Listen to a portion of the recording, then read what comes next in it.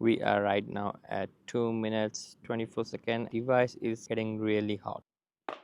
iPhone 17 Air, latest and probably the most innovative iPhone from Apple, is finally out.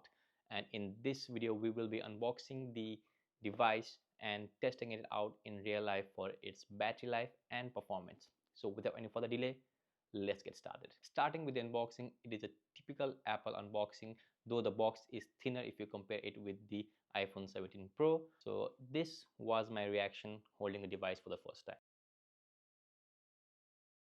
The device is really thin at just 5.6 mm and weighs around 165 gram. I must say this is the best feeling iPhone when you hold it on your hand, and I highly suggest you to visit your nearest Apple store and just try this device once. I was thinking the iPhone 17 Pro and Pro Max, the one with the new vapor chamber, would be the one that I would love the most, but after holding this device, if the battery life lasts as Apple promises, I think I'm getting sold on this one. So I set it up the device, downloaded everything, and charged it full up to 100% and went on with my testing. Starting with the camera first, $1,000 iPhone Air packs only a single rear camera at the back. It's a 48 megapixel sensor.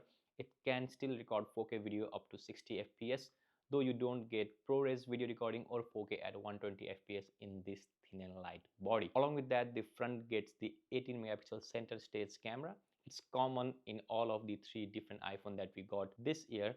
This packs a square sensor compared to a traditional rectangular sensor. Square sensor gives it a larger field of view to play with and no need to rotate your phone to landscape even if you want to take the landscape selfies.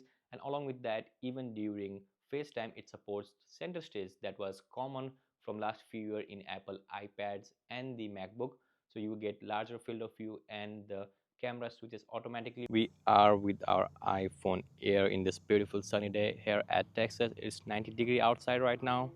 Let's see how well the battery performs while using camera outside here. So we are currently recording at 4K 60 fps. I'm walking and you can guess how the stabilization is.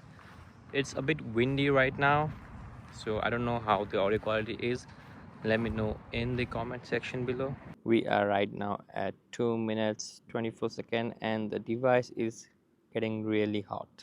We are recording with that landscape mode from that square sensor, and I'm holding the phone vertically. If I hold it horizontally, this is how it looks, but still the video quality is quite good from that 18 megapixel front camera. After all the testing, I took around like 8 minutes of 4K clips and 15 photos and used Apple Map for navigation for around 10 to 12 minutes. And when I came back, we were around at 95%. The device was a bit hot, and then I did what we all love the most to do, scroll through social media.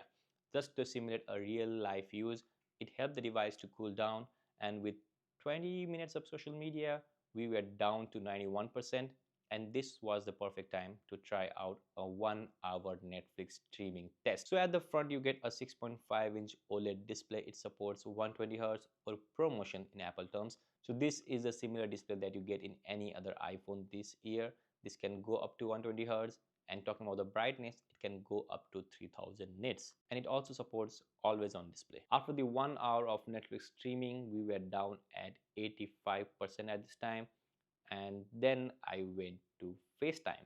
For the FaceTime, I was in a group call for exactly of 30 minutes, and the call went really smooth on Wi-Fi. And at this time, as the call ended, the battery percent was 74. The device was a bit hot to touch around the plateau region where we have all the internals, the CPU, the camera, and everything. And then just to check out the performance, we ran a benchmarking test from Geekbench. So in the first run, the device was hot. It didn't get much time to cool down. So these were the comparisons.